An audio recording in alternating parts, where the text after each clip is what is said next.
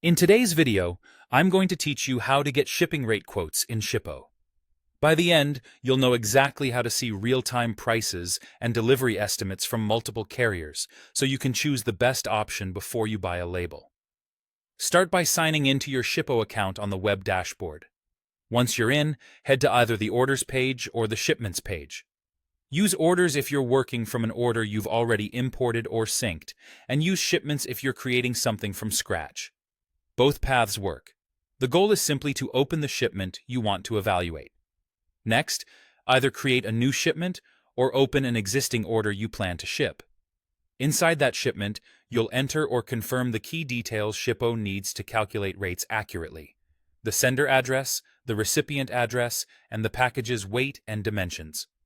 Double-check that the addresses are complete and correctly formatted, including any apartment, suite, or unit numbers. For the package, weigh it using a reliable scale and measure length, width, and height in the correct units. If your box is irregular, measure the longest points, and include any padding or packing materials you plan to use. Accurate inputs here matter because carriers price based on both weight and size, and dimensional weight can affect your final cost. As soon as those details are in place, Shippo will display a list of available carrier rates for that shipment.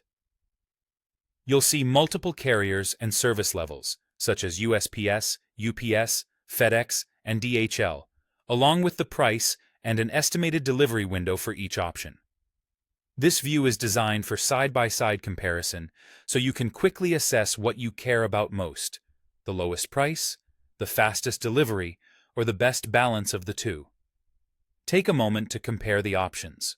Look at the delivery estimates to make sure they align with your customers' expectations, and consider whether the service includes things like weekend delivery or a particular speed tier.